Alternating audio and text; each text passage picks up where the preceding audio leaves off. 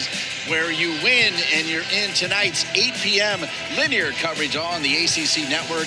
We're Mat 2, where we've got the 2-seed Nick Hamilton for Virginia taking on Derek Fields, the 3-seed out of NC State. Fields knocked off Aiden Wallace of Duke by a score of 7-1. Hamilton knocked off Charlie Derricott in a match that we called here, Rhino, 5-1. Hamilton, the returning ACC champ, it was a surprise last year. He's not surprised at anybody now. Fields is a guy who's had an up and down year. He was ranked as high as 12th in the country last year. Kind of went on a surprise run for NC State. They're seeing if they can get him back to form here in the semifinal. Fields did qualify last year for the NCAA tournament. His older brother Matt was on the team. Redshirt junior out of Brunswick, Ohio, Brunswick High School. These two wrestled last year at the ACCs, and it went down to the tiebreakers, where Hamilton was able to win 2-1.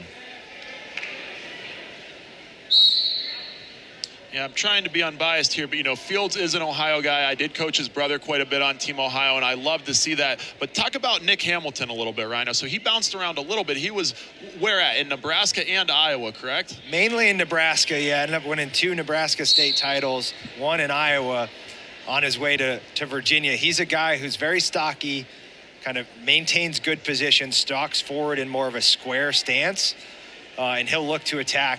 Mainly Fields' right leg, likes to attack with the high crotch. And he was a national champion in Greco, so you know he can hold position and hold those control ties extremely well. And that's really what won him the ACC tournament last year, just good position. Again, as you said, good edge wrestling, good situational wrestling. In the regular season, Fields faced Mason Stefanelli of Virginia and won that 4-2. Did not face Nick Hamilton.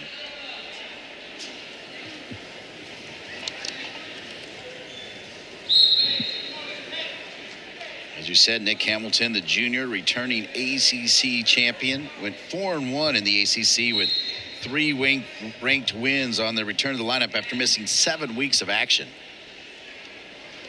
And I think, you know, come March, Dean, it's really important to read body language. And what you see with these guys, both of these guys right now, they're in quite a bit of a square L-shaped stance. It's going to be difficult to rip off a leg attack from that for either of these guys. It's going to be a lot of hanging heavy, a lot of control ties, and then you're going to see an elbow pass or something like that in order to level change, as we just saw Hamilton attempt there. But you should be reading that while you're out on the mat there. There, Fields went to a little bit more of a stagger stance. That's where he's going to look to rip these attacks off. When you're out there and you're Fields or Hamilton right now, those are all things you're calculating.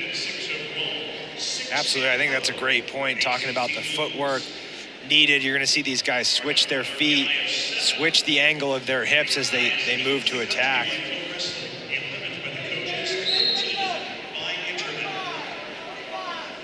And as we said, it's a chess match out there. It's tactical. You're thinking, and then your body is reading that position as well as you figure out, okay, what's he biting on this fake? How's he reacting to this tie as I try to work my offense? Final seconds counting down here. No score in the first. The ACC will send 5. That's right, 5 wrestlers AQ'd at 165. Yeah, this is one of the most competitive weight classes in the ACC. With those 5 allocations, we already saw Aiden Wallace of Duke go out. He's going to need an at-large bid as the rest of these guys kind of compete for those final 5 slots. And now, did Wallace get one of those bids for the weight? He did earn the allocation. Yep. And that, it just, again, speaks to the depth of the conference. And what you're seeing here, where these guys are kind of getting tangled up and there's not a ton of points coming out on the board, that's also because of familiarity with, I just butchered that word too, with each other. Because it is a small conference, you see everybody and you're able to make adjustments. And, you know, the level of competition is very, very high. But like I said, the level of familiarity is also very, very high. You see Hamilton finally get on that right leg. Oh, builds all the way up from his belly to a lift, and he scores his takedown.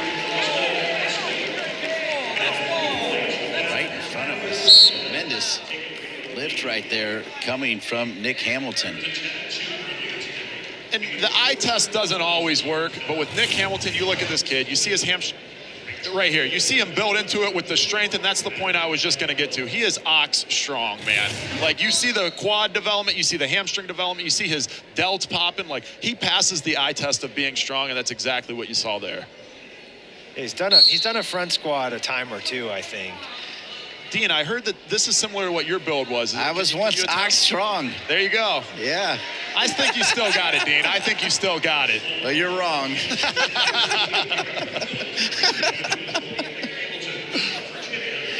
That's where your strength coach becomes important in building your program to get you strong in the positions that you need to be strong in.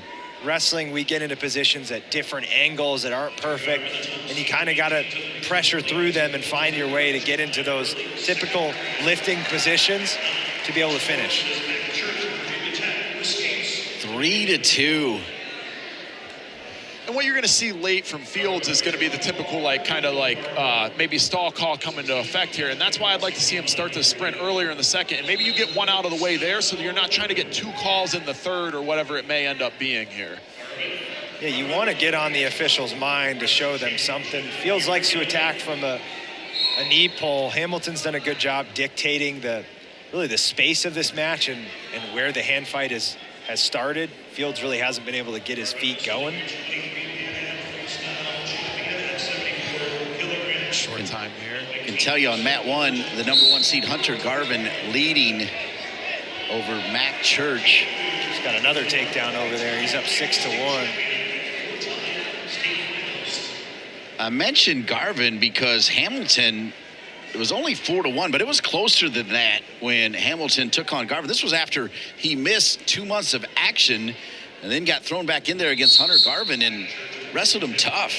Yeah, Hamilton, as we talked about, his positioning is really sound. A guy like Garvin puts out a lot of attacks, opens himself up a bit, and that's where if we're thinking about that as a potential final, that's where Hamilton's going to have to figure stuff out. Garvin even needed a late takedown with about 30 seconds left to beat Derek Fields, so we're in for a good match, whoever it is this evening.